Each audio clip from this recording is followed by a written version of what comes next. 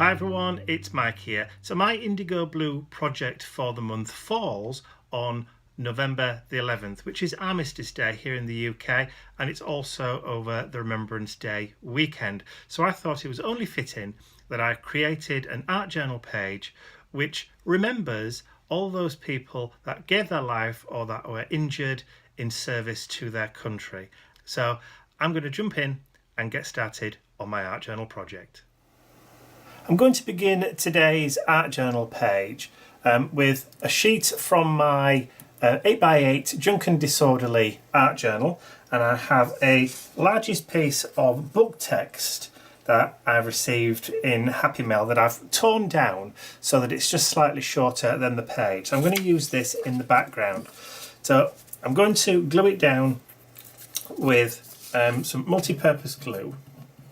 I'm not going to cover the entire page with gel medium because it's not really necessary for what we're going to be doing with the art journal page today, but this particular glue will work perfectly for what we need. So, or what I need, I should say. I suppose that's the royal we, isn't it? Okay, so that's now going to be perfectly stuck down. So I just need to leave that for a minute or two just for it to stick and to grab hold, and then I'll be right back with my next step.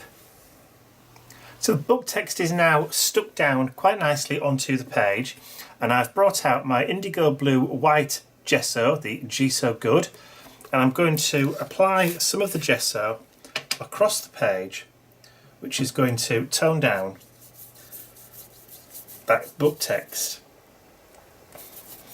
So just give it a liberal coating. I'm not watering it down or anything because I do want the page visible,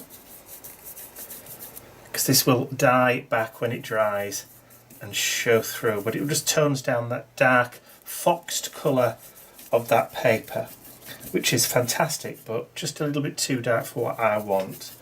So I'm just going to add gesso in horizontal and vertical brush strokes because I don't like to work with diagonals.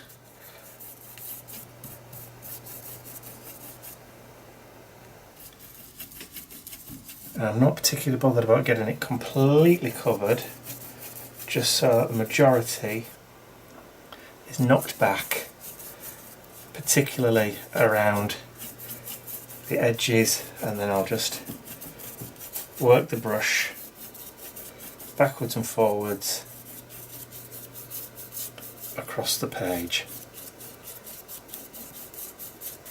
While that's still a little bit wet, I'm also going to grab some peppermint tea. So IndigoBlu peppermint tea, and again just take a little bit of that green and I'm going to work that in to the background just lightly, again upwards and downwards, and then horizontal.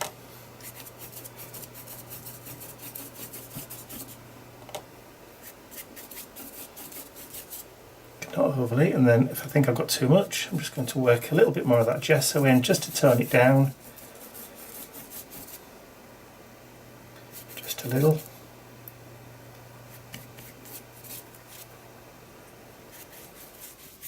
Just want a little bit of green to show in that background.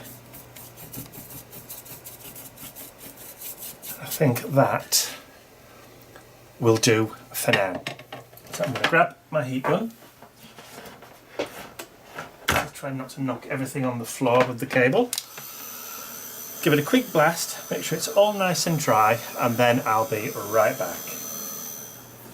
So now that layer of paint is dry, I have some washi tape from my collection that I'm just going to add some pieces into the background. Now this just adds a little bit of visual interest other than what's in the background, but we will be toning this down a little bit with some others. So just adding in a little bit more of a difference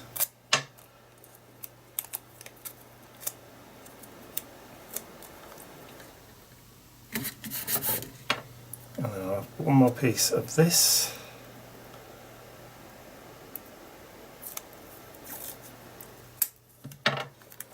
Like so. And then I have a piece with some clocks on that will also give us a little bit of a reference to time and time gone past, which is all about remembering, which is what this art journal page is all about when all's said and done. It's all about remembrance and remembering. So they're now all stuck down, and as previously, I do want to just tone everything down a little bit, so I am just going to give those washi tape pieces a little bit of a going over with that gesso, just to knock them back a little bit into the background. And again, that will just blend with that paint that we've already got on there.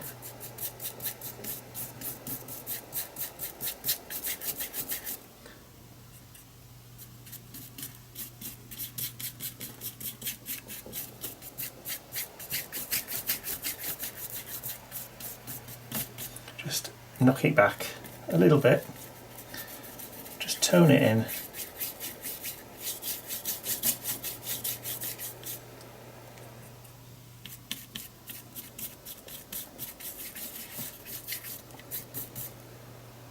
And also help to make sure that these pieces stay stuck down also.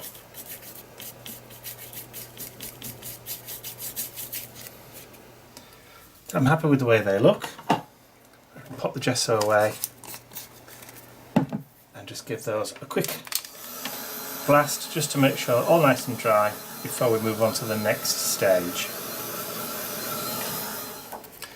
So now that gesso is all dry, I'm going to bring in the, I believe this is called Vintage Frame Stencil, again by IndigoBlu, and I'm going to place that down right in the middle of the page.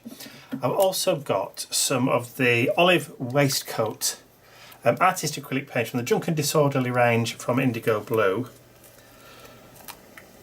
and I'm going to stencil with a cosmetic sponge. I'm going to take some of the paint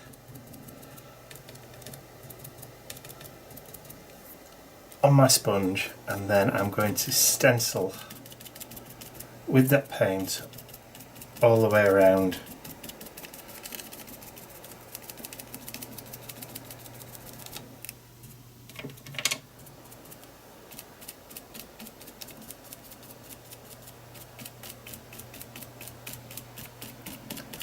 I'll go over a couple of times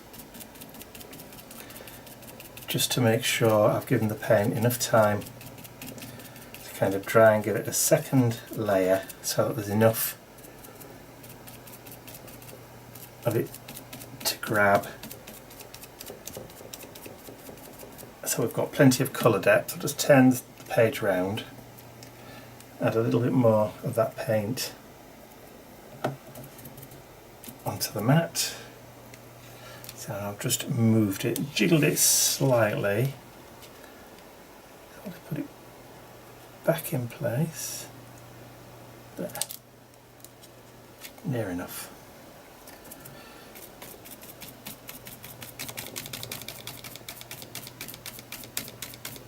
And then just go all the way around, making sure we're happy with the depth of colour for the stencil.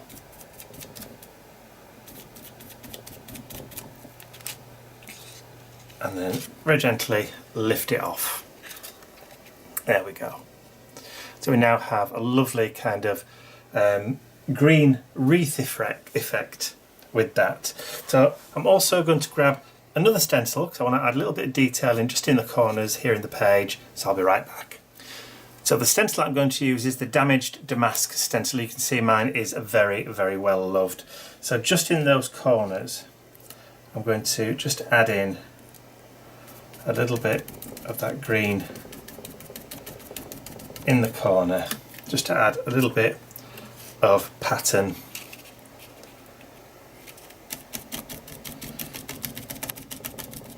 And I'm not going too mad, it's just to add a little bit of decoration in there.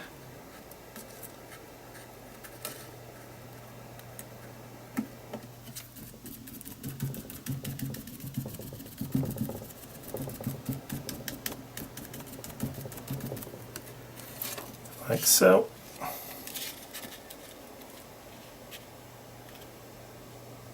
And just in that last corner,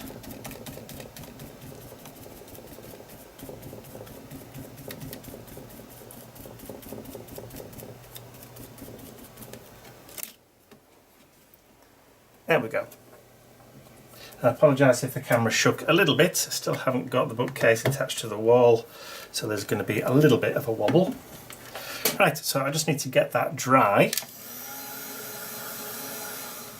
So I've put the art journal page to one side for now, and I have a sheet of the IndigoBlu Perfect stamping card, comes in packs of 10, and I also have the Wild Poppy stamp set, which is perfect for Remembrance Day, or the Remembrance Day weekend, because Remembrance Day obviously falls on a Saturday this year, or Armistice Day, sorry, falls on a Saturday, and we have Remembrance Sunday the day after. So that's when the ceremonies and the laying of the wreaths will take place, but actual Armistice Day is the 11th, which is Saturday, which, if you're watching this on Saturday the 11th, is today.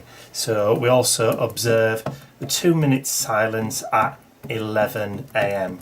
So at 11 AM on the 11th of the 11th is when we have the 2 minutes silence. So I'm now, oh sorry, I should just explain what I've done. I've just inked up with Versamark ink, which is clear, on the stamping card, and I'm going to stamp down with my stamp press.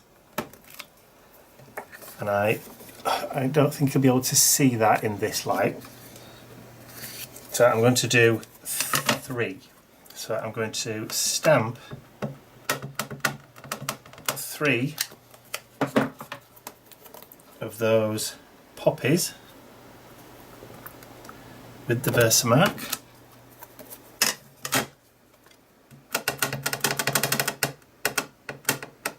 Try not to shake the camera. Not always possible though.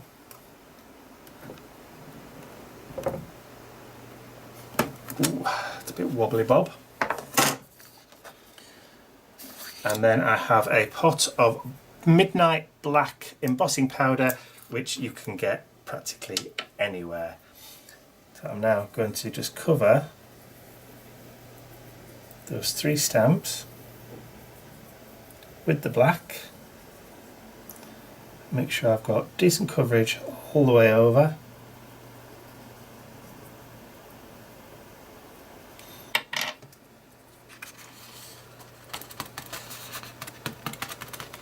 Definitely not missing any of that.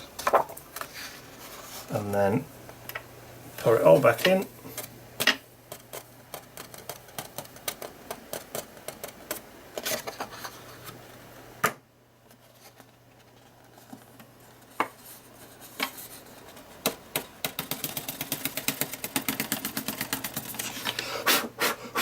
Getting some is going to be inevitable.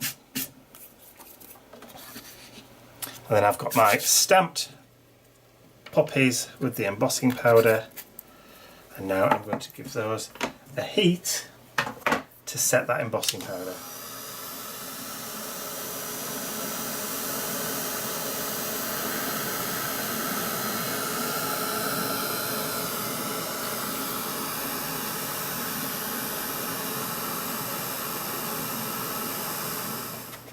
So those 3 poppies are now dry. You can just see now how the embossing powder has melted and has now gone shiny. So there's a little bit of a reflection, a little bit of a glint on that embossing powder just there. If you can just see that on those poppies.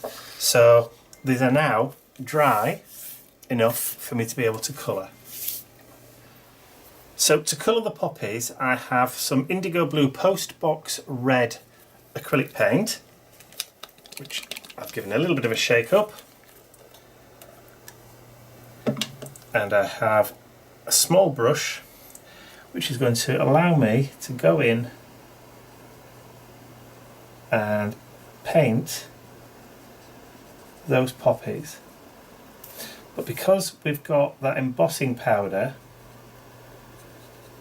I also can just wipe with my finger and reveal that black coming through. It doesn't have to be an exact science because it is kind of forgiving.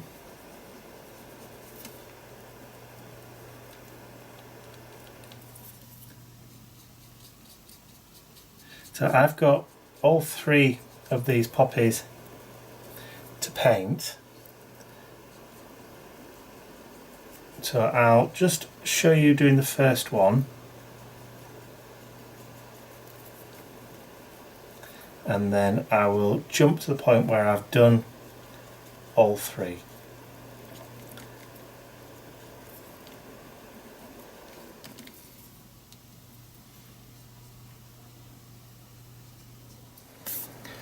So as you can see, all three of those poppies are now painted and coloured in. Now you can see that that embossing powder is still shiny.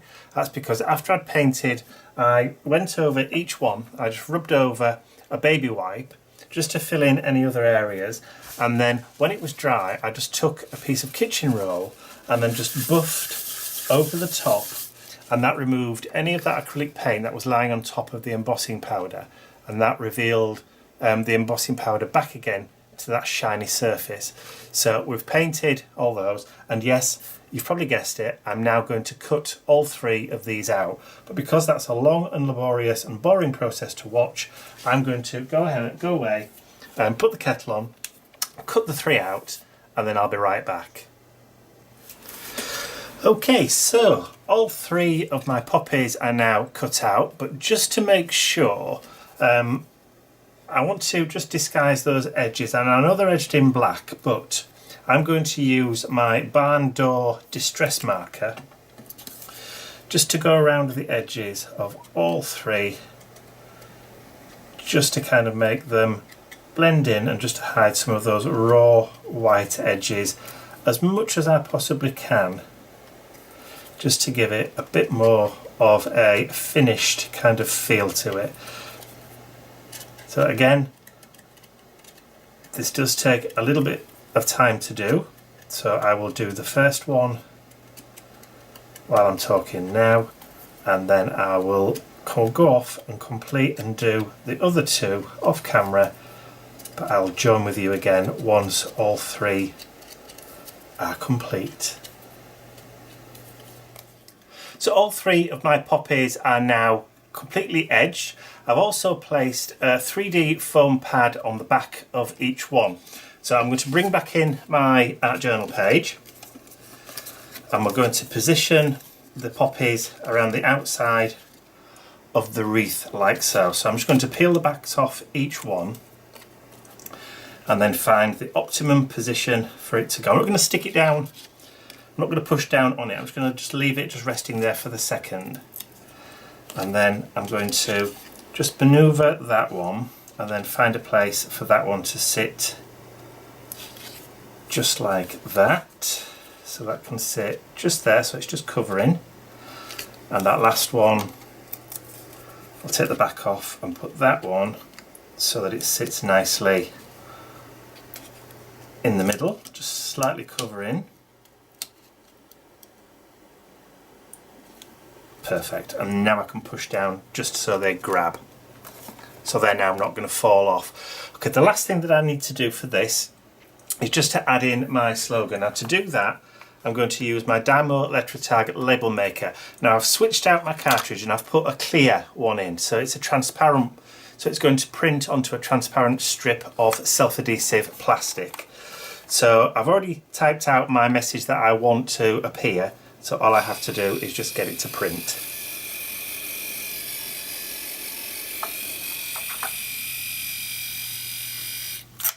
Okay, and then I can peel the back off because it's self-adhesive, which I think I mentioned a few seconds ago. And then I can add that to my page. Just try and get it straight. Be a little bit further down. Try and get it between those lines of text. And just push it down, and there we have it. So there is my art journal page in remembrance for Armistice Day and the Remembrance Day weekend, November the 11th to November the 12th, 2017.